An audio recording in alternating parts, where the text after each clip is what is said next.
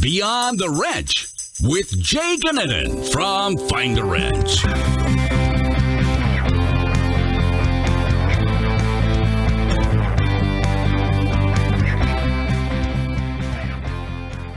Welcome back to Beyond the Wrench. Excited to have you for another week. Before we get started with our intro of our guest, wanted to announce the winner of our higher or lower game last week. Jonathan Robertson won with a high score of 33. Special thanks to our friends at Full Bay for sponsoring the $100 gift card that will be heading to Jonathan. If you want to beat Jonathan and beat his score of 33, you can get onto the app and try to do just that. The current Queen of Hearts pot is at $1,900. So the pot ever increases again after Jonathan didn't flip over the Queen of Hearts. So that big pot's at stake. Winning that $100 gift card each week is at stake. If you'd like a chance at that Queen of Hearts pot, that big $1,900, you can download the free WrenchWay Insiders app on the App Store or on Google Play. Links to download the app are also in the show notes. As far as this week's episode, one of my favorites, a really, really educated and well thought out Laura Lyons, who is the president of ATech Training. For those of you that don't know who ATech Training is, they do a lot of the building out of boards, training boards. They work with schools, they work with manufacturers on coming up with those. And she had a lot of really good insight into the industry in general. She's been around for quite some time. She knows the industry. She knows the struggles that we have in the industry. So what we cover in this podcast are the overall concerns for joining the industry, how we build a stronger industry in general, and then how we retain the techs that we already have. And she has some different types of ideas on how to do this, and some that I really, really liked a lot. So I hope you all enjoy the podcast today. And without further ado, Laura Lyons. Good morning, Laura. How are you doing today?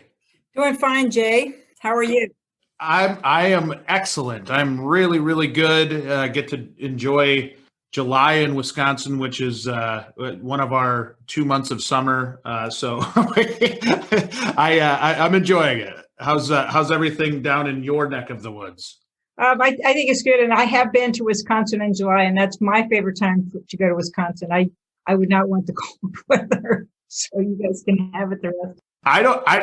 I don't want the cold weather either. It just, I think when you're born and raised here, you just kind of stuck. So it's all right. But excited to have you on the podcast today. A really big fan of what you do with ATech. I want to start off by I guess, talking about what you do at ATech, what ATech does in general. So if you wouldn't mind just kind of taking a second to explain your role at ATech and kind of what you guys do, that would be great. Okay, well, I want to thank you first for the opportunity to speak with you this morning. For those who may not be familiar with ATech Training, we've been in business about 35 years.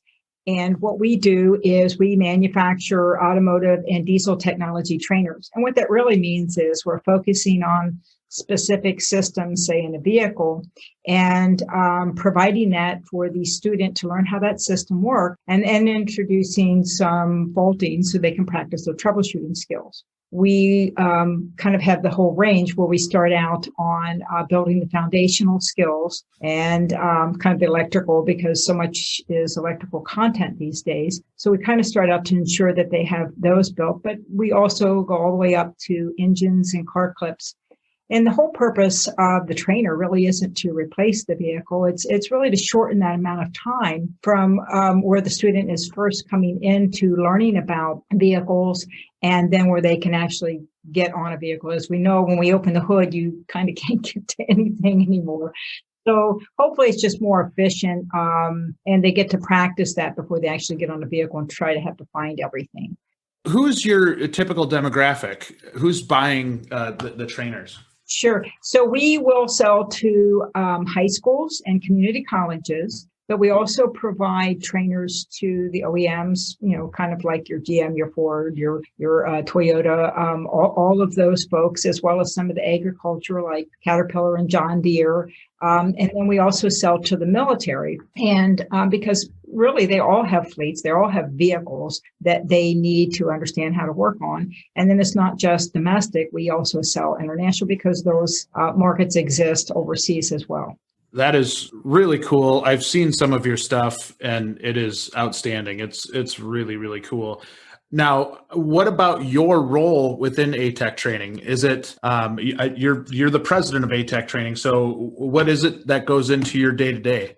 Thanks for asking. I just had a milestone, so I've been here 30 years. I think I'm a fixture now. So, congrats! That is cool. So I actually started out at ATEC in a more technical role. Didn't last long. And then I started into management and kind of the operations. I have had the opportunity to acquire ATEC at the end of 2011. So kind of what I do is not only the management side, but it's involved with really kind of different aspects. I think it's kind of nice because, we have about 31 employees. We've been between 30 and 40 roughly over the years. And I think it's wonderful because I still can, see how it comes in the door, kind of how we manufacture. So we're really a manufacturer. And then so it's also the design because our core is pretty much designing and an assembly of the products. But we work with a lot of local businesses too. So it's kind of supporting that community where,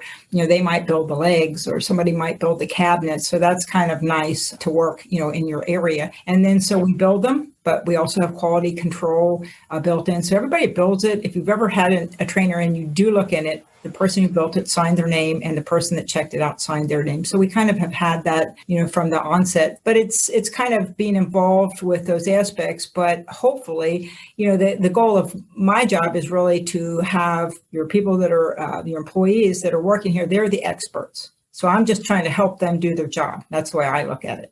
That is really cool. And tell me about your background prior to getting to ATEC 30 years ago. Sure. So I think a lot of people in the technical, if you're technical, you can kind of relate to this. I did not start out in business. I thought business was yucky. And so I came kind of in a background. I was in manufacturing. So it was kind of electrical engineering. I worked in a packaging machinery company that manufactured those. And, like a lot of things in our area in the 80s, we were a lot of machine tool in that industry, kind of struggled at that time period. So I thought I would go in the military and have them pay for my education. I thought it was a better idea than me paying for it. And so, I ended up doing hard duty in Hawaii. But, it was essentially, it was military intelligence in the Army. So I really kind of got to see some communication side, which kind of goes in with, a lot of the technical as well. And so I was able to complete my computer science degree while I was there. Very fortunate that I was able to do that. And then kind of, as you said, you kind of come back home because this is where you're from. And so then I came back. And the funny thing is, I said, well, there's no other programs to take it out. I kind of wanted to further my education. And I thought, it would be computer science and electrical. So I started working for the packaging machinery that I'd worked at previously because, I had co-op there. So that helped. And it was the only thing to take at night was business. I'm like, oh, you got to be kidding me. Right? So luckily I had somebody smarter than me say, well, Laura, everything's business. And they were right. So I think that was a very good way because it's kind of balancing everything. When you look at it, you look through it a different lens. So really being able to kind of communicate from a business side, communicate from a technical side. So I look at it, I always say when you look forward, it looks all jumbled, your path, but when you look backward, it looks, I see how the path all worked out. So that's kind of, my background. Like I said, I came here doing technical. I actually did programming and some design of some of the trainers. And then very quickly, they got me into management. So, but, I think it's been a wonderful experience, to go to school in business while you're in a business was very advantageous for me. Yeah, I could see that with like real-time application. Honestly, I think that's some of the stuff that when you're putting out your trainers, it's such a good tool because of the visual aspect of it and being able to see something without it being super intimidating. And I give your team a lot of credit for helping some of our, not only younger people, but like you said, selling to some of the manufacturers and being able to use, whether it's a board or whatever it is, to be able to easily understand and comprehend something, I think is so impactful to younger people and to ongoing training in general for our technicians. That's a big deal. Well, and I agree with you. And I think, we've kind of talked about this before, was a little bit, no other field do you have the electrical, the mechanical, HVAC, and IT all wrapped into one. And it's a technician. This isn't even at the engineering level, but we all want our vehicles, like I have said, at 5 o'clock, right? And so it's a very complicated, is the fastest growing in terms of just technological change going on in our industry. So this need, as you just said, for training is all the time because it's becoming so sophisticated. It's not going to get easier either. I mean, this stuff gets more complicated by the day, it feels like. Yes, absolutely. And so, I hats off to a lot of the technicians and, what they have to deal with. And we're not even talking internal combustion. Now we're talking about hybrids and all the different powertrains. And now we're having electric vehicles in here. So that is just a lot to really try to absorb. So I think training, we're only good at what we do every day. I mean, that's what we're expert in. And everything else we kind of have to train for if we're going to deal with it. And because it is changing, that need for training is definitely highlighted more so. This leads perfectly into our topic of the day, right? And really, what we want to talk about today is maybe some of the concerns that we've got for people coming into the industry, retaining the ones that we already have, and ultimately just building a stronger industry, right? I think you talked about it in how much goes into being a technician. It's a lot. These are really smart people to be able to critically think through a problem and be able to fix something, whether, like you said, if it's mechanical, electrical, something on the HVAC end. There are so many different aspects to this. And so I want to start off by talking about kind of the problem itself. And you had attended an ASE conference this week, and it sounded like they touched on this a little bit too. But what are you seeing out there in terms of maybe the pipeline of students coming in? Are you seeing enrollment stay steady? Are you seeing it back off? Are we in danger of losing programs? Just want to kind of take an assessment of where we're at today. Sure, Jay. And I get the opportunity to talk to instructors, in these programs. And I think I've done a great job because I get to talk to a lot of nice people. And most of your instructors, it kind of started about 15 years ago. A lot of the instructors, they weren't coming from your traditional, out of colleges to learn how to develop instructional material. They were coming from the ranks of technicians. And so you're talking a different skill set. You're working on a vehicle, and now you have to train 20 sets of eyes, which is a different skill set. So we're seeing a majority of them, have less than 5 years experience. And this is across the country. It's not, specific to an area. I think it's just in general. And you're probably seeing it in, I would say, other technical fields as well. And some of it is because of the changes, in the industry. But, how do we set the instructors up for success too, to train the students? And then we have students that everybody's vying for. For instance, I think I saw manufacturing, local, because we're a manufacturer. We've been involved with a lot of local programs because, it's trying to fill that pipeline. You already recognize there's a shortage. We don't have enough. And I looked back at material that was printed like 20 years ago. It seems like we've never had enough. This seems like it's just gotten maybe worse. And part of it is, and what you mentioned from what I saw from the ASE conference just Monday, where we're losing half of them in 2 years. That's significant. Ugh. You're already struggling, and now you can't even keep them. So I think, I think there's a lot of things in this, but we are competing against other industry. We're all competing for the same talent. Yeah, and that stat that ASE came out with, I've talked about it before, it is heartbreaking, right? Because it is something where you're seeing the interest, you're seeing people come into the industry, and we're disposing of the young people at a pretty alarming rate. I think when we look to build the programs and when we look to build and really strengthen our industry, that's something that's got to change. And granted, not everybody is cut out for this industry, but I think even going back to the schools and making sure that when we pull a technician into our programs, that they have a realistic shot at becoming a technician and not just filling seats, right? I think that's where industry can help a little bit in terms of identifying some of those people, maybe going to a high school program, even if they don't have an automotive program or a diesel program, whatever it is, but talking to the students and showing them what kind of opportunities are out there, and then being realistic about it too. I think there's times where maybe we overpromise what the career is when a new graduate gets into the industry and they see, this isn't quite what they told me it was going to be. It leads to some kind of confusion and frustration, I think, from the students' end. I agree, Jay. I mean, it has to be realistic, but I think there's several facets, and I don't think they're just unique to automotive, but I think from the automotive side is, and we kind of had touched on this before, but I think part of what we're not doing is we need to start in middle school. It has to be before high school. And that's when a lot of things, they start kind of gravitating more so into some of the programs. First off, I think in the United States, our career technical, we've been doing this for 60 years. We take it for granted, but I mean, we have developed some really, really good programs, but you don't see as many automotive. It is an expensive program. Yeah. So the ones that I see being successful are the ones that are doing dual credit, because they're getting them from high school. You're getting them involved early on. They get to see it before they're out, and they're more likely to continue to stay in the industry because they've had the exposure. They're getting the training early, and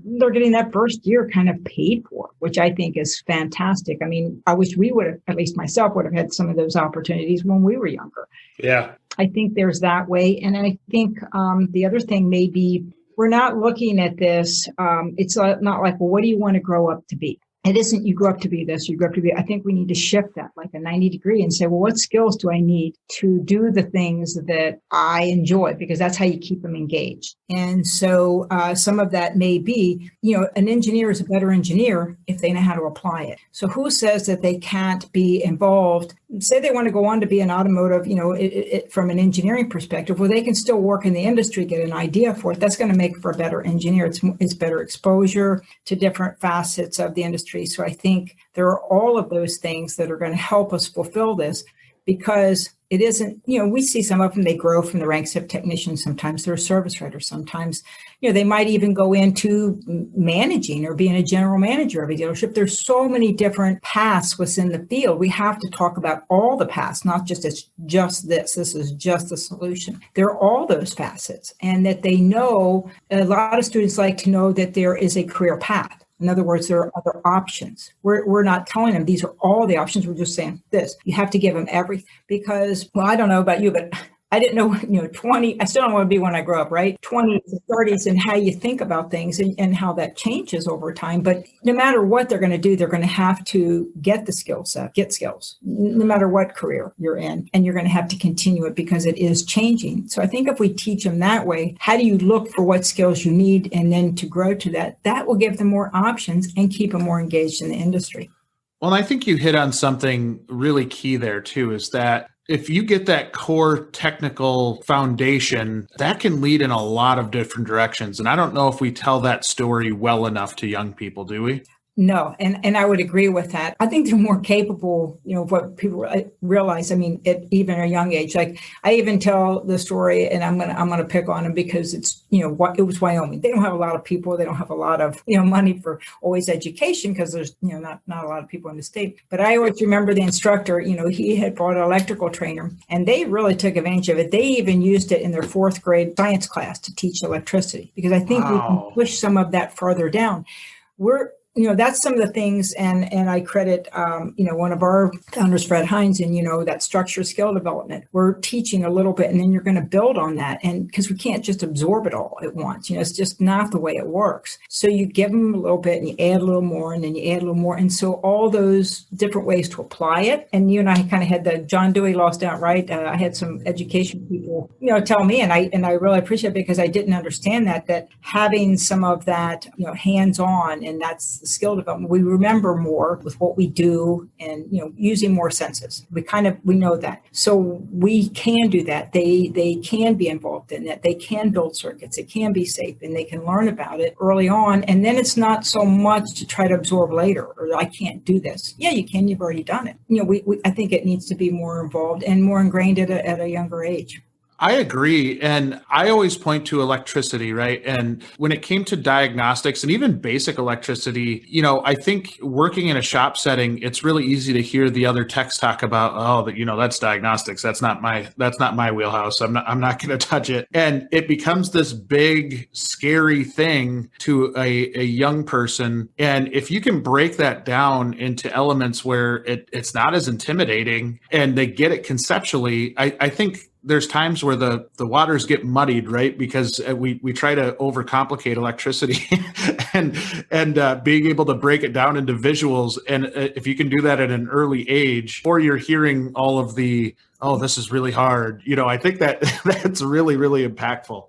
And I think you're right, Jay. I think, and I had talked about this, like we'll go to some community things and we go out for STEM. And so when I talk to some of the students, I look at them and I said, okay, who can make this light bulb turn on? Well, to them, it's a challenge. It's in middle school. They're not afraid of it. They're open. They're wanting to learn. When the time they get to high school, it's like, I don't want to break that, or I might mess this up. Somehow something changes, and I think they kind of lose some of that. And so giving them more hands-on, showing them how to apply it, or even through discovery methods. And that was something Fred was very big on too, letting them learn. And they're not afraid of failure. They're not afraid, what happens if I do this? Or what about this? Because that's how we learn. It's fun. It's more fun to do that. So they're going to be engaged. And I think it's not that they're doing diagnostics. You're basically solving problems. Like when I go talk to the students, I say, I'll tell them the truth. I've worked in the manufacturer. I've never been bored a day in my life, and so they don't like to be bored, right? So that, but it's problem solving. And really a lot of kids, adults, they're good at problem solving. These are the people that can do the diagnostics. So it's a skill set. And I just look at like going through my training and in a shop, and granted, I was working at my dad's shop, right? So it was a little bit different, but I was so terrified of frying a controller or, like maybe putting power where it shouldn't be, that it almost paralyzed me a little bit. And I think it was really due to not truly understanding electricity and not truly understanding that you're trying to get it from point A to point B. And, there's a series of different ways that you're going to get that across. And I think that's where a lot of people become kind of paralyzed, right? Is if you don't have a true understanding of it, that makes it really, really challenging. But see, they don't realize they already do. They walk in the room and you turn on a light switch. So you kind of do. And so you have to say, well, look, you already have some success here. It's just you haven't done it. You just maybe haven't done it on this. And so that gives them the confidence. And then again, the stepping stones to that. So a lot of them already have exposure, but as you just stated, these are building these foundational skills. Obviously, I am going to say electrical should be a foundation. What is it that we don't touch today that doesn't have electrical? Why aren't we building, it should be like your math and we don't build foundational skills. Students can't really go on until they've actually mastered it. And we're not talking 60%, we're probably talking like 85%, till they've actually applied it enough that they feel confident in it, then they're ready to move on. You can't teach it in 2 hours or 4 hours. They have to do it enough that it actually becomes a skill. And I told you that was one of the trainers we did. It was a gripe session. It was literally a gripe session. And we said, they're still doing electricity the same way. And we're still getting the same results. And we're like, well, we can keep complaining or we can quit complaining and do something about it. So that's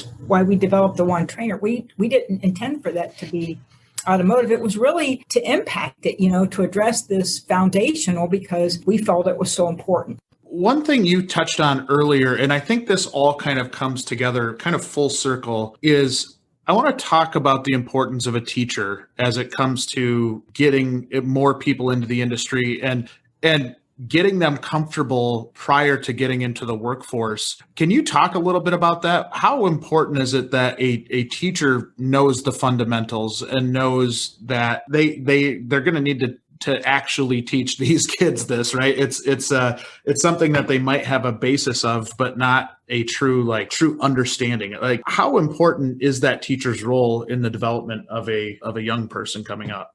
Well, obviously, teachers are one of the most important, like steering students into certain careers. I mean, because they're with them, they're spending time with them. We need to help our instructors set them up for success. Sadly, some places are like, here's the keys, we'll see you in the spring. And that sounds, but it's a reality. It happens a lot. And then if they stay for 3 years, they tend to stay in the industry. They have a lot of turnover because they tend not to make it those 3 years. They don't know, well, who can I talk to? Who else knows how to do this? Because there are different skill sets. And how to use team-based teaching too, because the students can help do that, and it actually is helping grow the students into leadership roles and other things. And these come from I hear our instructor Lyle Taylor. I mean, he's done this for all these years, and so he's learned this. So how do you, because they need access to that, to how to set it up and how to be successful. But you're absolutely right, because the instructor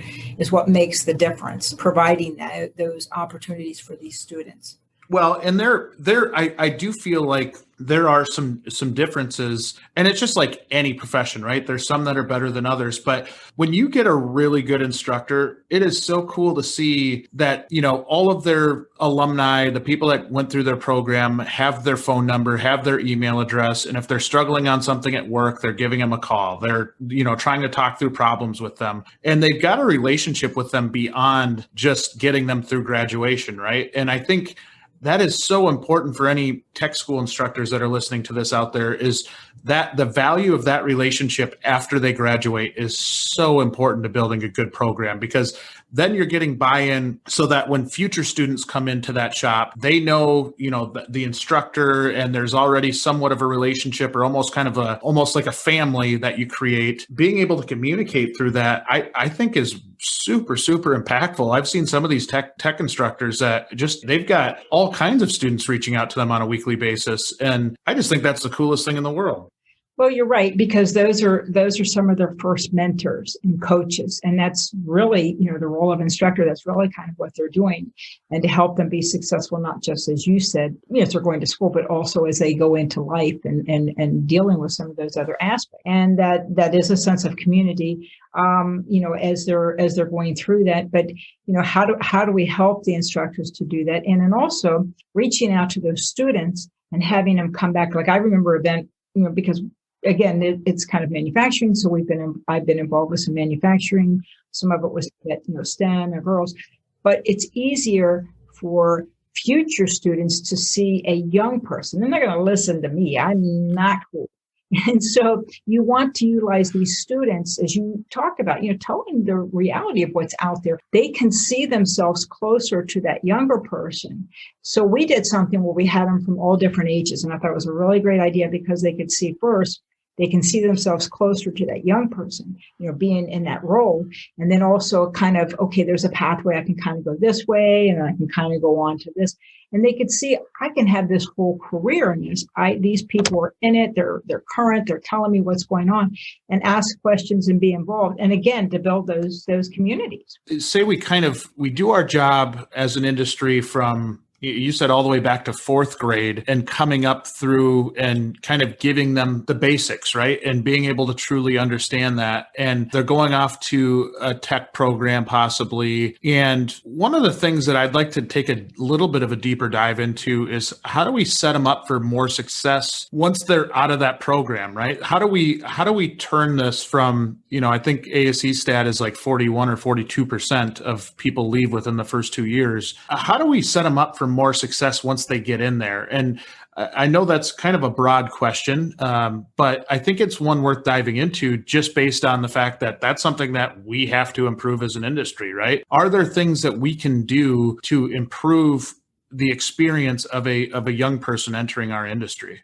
And I agree. And I think it does come down to the mentor. And I'm going to touch on a couple of things. One is, I think as young people, like you talked about fourth grade, it was like everybody was in their own silo. You had education, then you had business. We need to be in the community more so. In other words, the businesses need to come in earlier. We need to talk about it. We need exposure. And they need to kind of see that more and more and more, because that helps with the transition. Plus, you're also building those relationships, because it is, and I'm going to, Tom, or he knows who I'm talking about, it's all about relationships. So we're building that. So I think that's part of it as a community. These people that are out there, maybe in these businesses that are already working, they can reach out and say, well, what about this, and learn.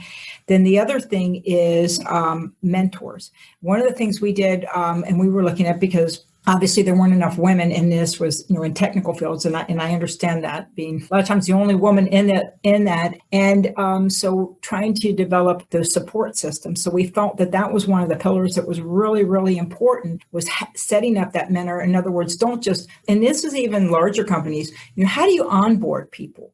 You don't want to just throw them in the cubicle or throw them in the bay and expect that it's going to be successful. You have to set that up for success. In other words, who can I try to pair them with? Who would like to work with the people to get them up and running? Because as a business owner, faster I can ramp people into the position, well, that's better for me. It's better for them. They're going to be more engaged. It's going to help them be more successful into that position. And we haven't really thought about that. I mean, I think a long time ago, maybe we did some things like that. Maybe some people just inherently took people under their wing, but we need to actually organize it and plan it so that it actually occurs, and manage it. I mean, even as a business owner, that's something really that part of your culture. That's what you want to have. And hey, I came in here. It was a great experience. I didn't feel like I didn't know what I was doing. I felt more confident. And so they're going to ramp better, and they're probably going to stay better longer because they're more engaged. It's a great experience. Who wouldn't want that starting out? You remember your first job? Yeah. How was that for you? Did that, it's scary. It's terrifying. And even from the standpoint of going from, you've been in school all your life and going out into the real world where, you're working with all different ages of people, like you're used to, I think, being with similar age people, but then you go into an environment where you've got all different types of, generational gaps that we talk about. I said it's terrifying. I truly believe that. I remember going into my first real job and being like, oh my goodness, this is overwhelming. And it is going to be overwhelming, even as we get older and we take on new positions. So, setting that up and seeing what that was like, you're providing those skills so that they know how to navigate that. And so again, I always say you're always setting everybody up for success. That's really the goal and how you want to be. And I've said this too. Would you come in and work for yourself? I mean, we have to think about that. What was that like? Do you remember what that was like? Because, we're kind of looking at it from our viewpoint, but we're not looking at it maybe from their viewpoint. And I think always when you kind of try to look at it from what would that person's experience? What are they experiencing? Think about that, because then you have a chance to try to impact it in a positive manner. Do you think we lose empathy over time? And when I say that, I almost feel that is something in my own regard where maybe you start to forget what it was like a little bit. And that translates into, you're trying to put out fires as a manager every day and you're just trying to get through the day, but you forget what it was like in that scenario when, everybody's been in those shoes. So it's, do you think we lose a little bit of that? I think part of it is, I always tell people they're the experts because that's what they do every day. So I look at it, what they're doing, they're more expert because they're the ones in the position. So I can only view what I'm doing. And so I try to think of it more in that manner because I'm not going to know what they're doing. So it's, you're only going to have knowledge or be familiar with what you're dealing with. And we're looking at it from a completely different viewpoint. So you have to think, well, what's theirs and be open to hearing, what they're dealing with, because together is how we really solve the issues. What are the issues? Some things you can control, some things you can't. Like I can't get supplies in or whatever. I can't control external, but we can control what's happening here. And you always have to try to make improvements. What is it? Einstein, keep doing the same thing, keep getting the same results. Well, that's insanity, right? And so there's a lot of truth to that. But I think you're right. We're only, we kind of forget about what their experience is because we only know our experience. And I think that's the reality. I agree. One thing I would ask you about is, what do you see as differences between 30 years ago when you got into this industry and now? Do you see, I mean, is there a lot of difference, or is it a lot of the same? I can only speak, obviously, from what I've seen and my exposure for a woman in technical, it's definitely different. There are a lot more opportunities. There's a lot more examples. I mean, I came in, obviously, we didn't have computers. Sorry, the old manual typewriter was my era. And so I see, you have this phone, this computer, and all this information and how you can find it. But we don't realize it's a tool. I think a lot of the younger, they're looking more of a social thing as opposed to, we kind of view it as a computer. So I think there's differences generationally, what we've been exposed to. I do think there's more opportunities, and maybe there's just so much. How do you weave through it? Because, for instance, I see students, and I keep saying this college or not. That's not true. It's what skills do I need to have and where can I go to get them? And it isn't just I go full time. They're not telling people you can go part time, you can go military, employers will pay for some. There are so many different ways to get this accomplished. If that's something you want to do, don't think you can't. Go look for how you can. But they have that tool, that phone that is out there, and take advantage of that. And I think a lot of them want to hear that other people can do it. Can I see myself do it? And a lot of young people, we're very awkward. When you're young, you're like, oh my gosh, you're scared to death. You're a deer in the headlights, or your eyes are big, and what's going on? And so you just want to try to give those opportunities to give them some confidence that they can do it. But if we don't, we're all going to, suffer for it, because we're not going to have the people to help us accomplish this. So, like when I go, I told people I'd go talk to a STEM class. Well, I'm manufacturing. I'm going to have props. I'm going to beat them, because we're all vying for that talent. We need that talent. And so, but we all have to be creative. We're all salespeople in terms of we're all trying to promote what we're doing. But you have to believe in what you're doing. I mean, I think that's where the passion comes from. If you're engaged, because I don't want to fight fires, I want to get ahead of the curve. I want to plan it and manage it better for that. There's times you do have to do that, but you want to get to the point where, you can make those more impactful. So I think my job is to provide everybody what they need to do their job. They're the experts, right? Not me. So that's my job for all of them. That's just the way I look at it. I think that's important. I think being able to, again, you hit a really key point there in believing what you're selling. And we've got some work to do, in my opinion, on making the industry, and I don't know the best way to say this, right? Because it's going to be hard work regardless. It is challenging work, but making sure that when somebody gets here and we get them in the business, that we know why they got into the business in the first place. We know that we empathize with how difficult their position is. And I know some of the old school people out there are probably like, I learned the hard way, you're going to learn the hard way. Well, when you learn the hard way, there weren't 20 computers in a car. There's a lot more that goes into it now. And, I look at it, my business partner, Mark, was a CPA. He said, you go through, your 4 years of school, then you go to get your master's degree. And even then, when you go out, you're put on auditing, right? Like it's not like you're going out and working taxes for major corporations. You're going through a training plan even after you've gone through, say, 6 years of school. And I don't know what it is about our industry where we're like, okay, you've taken a year or two of school. You're good. Good luck. I think that's where we put ourselves in a really bad position. And I think a lot of it comes down to, the bottom line, making sure we're profitable. But when you look at it, it's not really that much different than a CPA, right? Like, they're offering a service. They have to remain profitable. I think the one major difference is they charge accordingly for their services. And there's times where maybe shops don't and are really hesitant to raise their labor rates so that you can afford to put somebody through a training program.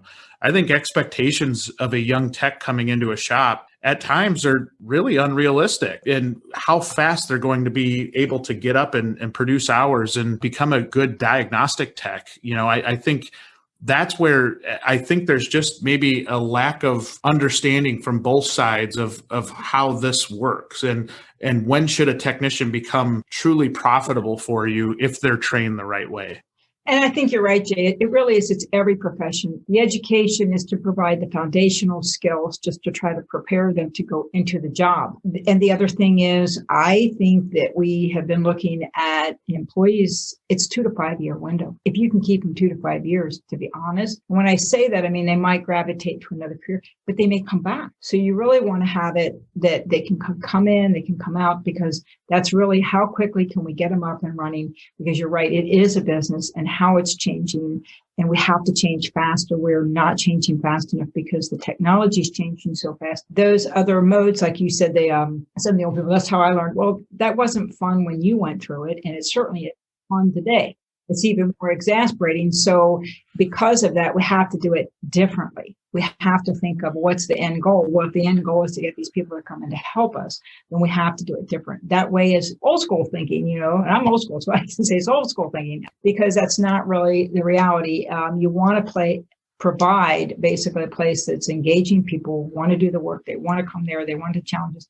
It's not a picnic. We all have grunt things we have to do, but at least you're willing to support them to try to accomplish those goals. And that's what you're really trying to create, that atmosphere or environment for it. Because some people, that might be it. They might want to be challenged with problem solving. And I don't think everybody can do all the same skill set. We're all different. Some might be better with electrical. Some are better with mechanical. And to think that everybody can do everything, you can't just pour water on and say, poof, there's the employee. That's how it's going to be. It doesn't work that way. You have to, I think one of the things, I'm a kind of a proponent of the strength finders, because I think it's really our strength. And there are strengths because we enjoy doing them. That's why we're really good at them. So if we can identify what those are, how do I best utilize this resource? These employees are resources that, to try to get them, they'll be engaged. They're going to do a better job. And then, so we can try to get the materials and the people together to basically, as employers or businesses, provide the best things for our customers. I mean,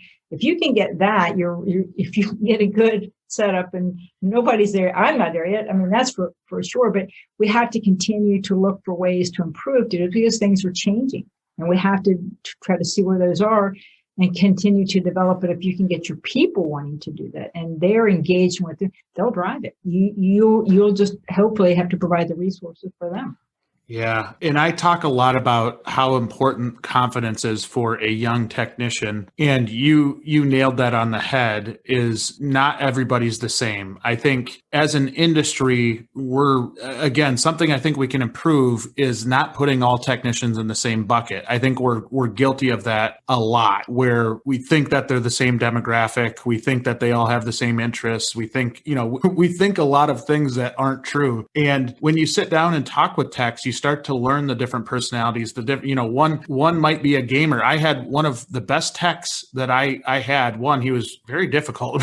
Two, he was a gamer. And it wasn't like he was 20, he was like 65. Would you ever think that you would have a 65-year-old gamer as your best technician? That was always an eye-opener to me, that, yeah, they're not all into race cars or equipment, or, they have other hobbies and they do other things. But I think, that perception from a long time ago, similar to like we talk about trying to get through the grease monkey mentality. But I think, maybe 30 years ago or maybe 40 years ago, everybody did have the same interests, and there wasn't, as many things to do as, these folks that spend time gaming. And I talk with a lot of people in the industry, and they look at those younger, even the younger generations that, maybe gaming has a really nice correlation into our industry because it is dealing with technology, and they're already critically thinking through a game, and it's a different demographic. But I think, not to go around in a circle here, but that is one thing we've got to change, is not putting everybody in the same bucket, identifying strengths so that we can build confidence, and really kind of moving that direction. I think that's where, as an industry, we could make a wholehearted improvement really, really quickly.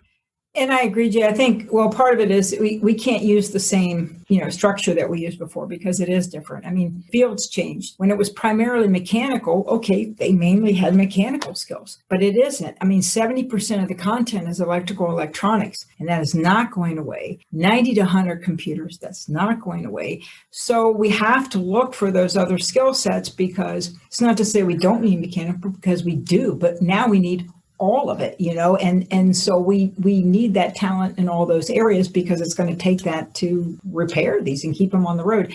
But I mean, the vehicles have gotten there longer, but there are different challenges now, I do remember distributors. Okay. So when we think mechanical things, war, and that made sense because you could see it and then you can't see it. And so now it's electronic and we have some things that are longer, but now we have new things that we didn't deal with before, crash avoidance or collision avoidance, and all those things. So the systems have changed. So we have to incentivize. And like you said, identify those gamers. Well, for him, it was a challenge. So how can I provide him these challenges? He already likes that. Let's provide what he already likes. How do I relate it to that? And so I look at it as a manager, that's what I have to try to do better for these people because they'll drive it themselves if you can provide those opportunities for them.